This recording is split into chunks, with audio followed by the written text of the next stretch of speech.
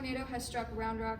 The tornado has made direct impact on the east side of the city, carving a destructive path through several residential neighborhoods, schools, and businesses. Surrounding communities, including Pflugerville and Georgetown, have also been affected. Our hospital is located just outside the impact zone, and we have been designated as the primary receiving facility for this mass casualty incident. We are preparing for more than 100 casualties with the first wave already en route. The storm caused widespread power outages and cell tower failures, and major highways including I-35 and 620 are partially blocked by debris, making EMS transport difficult and delayed. So now I'm activating our emergency operations plan. Each of you has critical roles in saving lives today. Valerie, you're gonna be charge nurse, you're gonna oversee patient flow. Got it. Ken, you're gonna direct triage outside the facility. Mia and Ruby, your critical care nurse team for today, for airway and bleeding control only. Becca, you're gonna be our logistics runner, so you're just gonna run back and forth, get us some supplies and equipment, whatever we need. Bhavya, you're gonna act as our family liaison, so you're gonna update relatives and keep people calm. Selma, you will be called in via phone tree as our float nurse. And Jacob, you're gonna be our ED physician. You'll lead medical interventions and order treatments. Good. All right, everyone report to your areas and prepare to receive the first patients. Remember, communicate, collaborate, and ask for help whenever you need it. I will be here. Security has cleared the waiting room. Patients inside are being moved into the central hallway for safety. All staff stand by to receive casualties. The generator is running. I have IV kits, extra oxygen tanks, stretchers, and PPE ready to go. So our cell service is down. We're gonna use walkies from now on. Since Becca is running for us, Ken, you can send messages through Becca if the walkies go down. Please stay calm. We moved you to a safe zone, and we will update you as soon as we know how your loved ones are doing. All right, coming in, this is Ronnie Monte, 25-year-old male. He was found unconscious, pinned under debris with suspected major trauma. His initial respirations were aged, shallow, and labored. Heart rate is 132, weak and thready, and blood pressure is 86/50. Oxygen is 82 on room air, and Goswell coma scale is 8. Respond only to pain. And we started the back valve max en route, and we've established IV access over there, and it's the 20 gauge on his right arm, and he's pale diaphoretic and facial abrasions, poor perfusion. He requires immediate airway treatment, and the patient is critical. Okay, who's gonna continue bagging? I'll take over bagging and prepare to intubate. All right, who's ready for the patient's chart? That'll be the truck.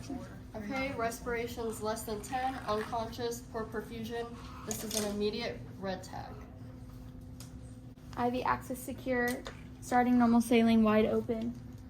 Replace oxygen at 15 liters via bag valve. All right, confirm 2 placement. After intubation, order type and cross match for possible transfusion, and then keep O2 above 92. I'll get the labs. This is Samantha Lee. She's a 22-year-old female trapped under debris, sustained an open femur fracture of the left leg, tourniquet applied on scene, and bleeding controlled but high risk for shock. Her vital signs are heart rate 128, blood pressure 92/58, respiratory rate is 24, SpO2 is 94% on 10 liters via the non-rebreather, and she's GCS 15. She received 500 ml bolus en route and stable for now, but priority due to the blood loss and pain. These are our 2 priority victims from the site. Okay, so she has an open femur fracture, risk for shock. She's conscious but unstable vitals, immediate red tag. I'm gonna hang the second bag of IV fluids. Her IV access is good. We're gonna monitor for hypovolemic shock. I'll apply the sterile dressing and make sure that the tourniquet is secure. And then we'll get a type and cross match, prep for a possible transfusion, and then pain control with IV morphine. I'll get the labs.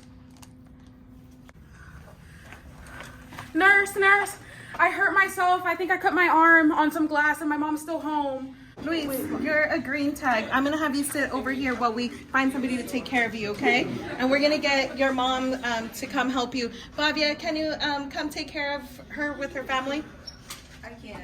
Thank you. How are you feeling? Are you scared? Are you doing okay? Yes, it just all happened so crazy, and my mom is still there. I'm scared and I'm worried. Yeah. Are you able to contact your mom? No, I don't have my phone. I literally just ran out. Like my neighbor just found me, and I'm just here. Okay, we can get a phone for you so you can get in contact with your family. Okay, thank you. I think my arm's broken. It hurts really bad. Okay, we'll get you taken care of. Let's go over here. Your airway and breathing are stable. Your circulation is intact. We'll have you sit here. Hi, Angela. I'm gonna splint your arm and check for circulation. And then we'll get you some pain meds as soon as the doctor orders it, okay? And then we're gonna order an X-ray when imaging's available, and then get you pain relief when needed. I've got labs.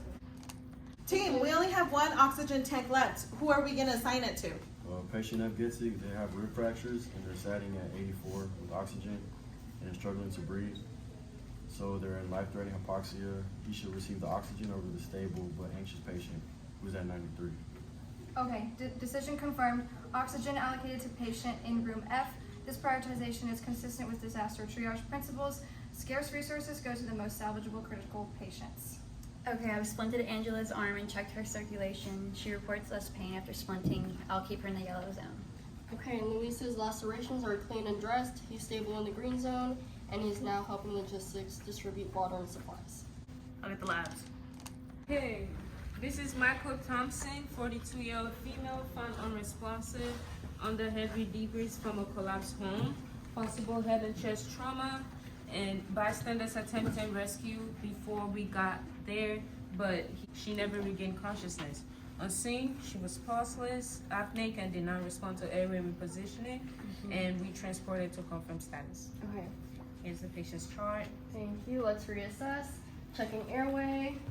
I see no spontaneous respirations. Checking pulses. No palpable radial or carotid pulse. Skin is pale, cool, and cyanotic. Let's check the pupils.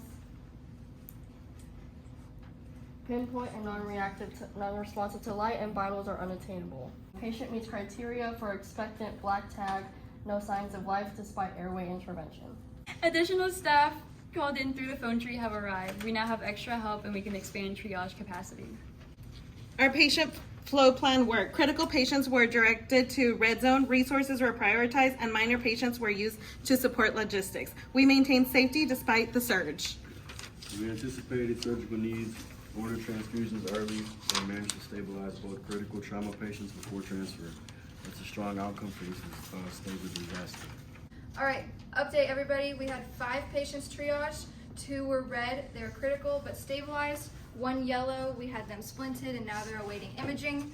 1 was green, we discharged them to minor care, and we did have 1 black classified as expectant. Our facility is remaining secure and we are going to continue operations as normal now. To families, our critical patients are stable and receiving advanced care. Yellow and green patients are safe and are being monitored. We'll continue to provide updates as more patients arrive. Excellent work, everybody. We implemented our emergency operations plan effectively, adapted to communication outages, and delegated roles appropriately. Each of you have contributed to saving lives. Let's transition now to the debrief and recovery phase to evaluate outcomes and support our staff. Everybody hands in. Collaboration saves lives on 3. 1, 2, 3. Collaboration saves lives!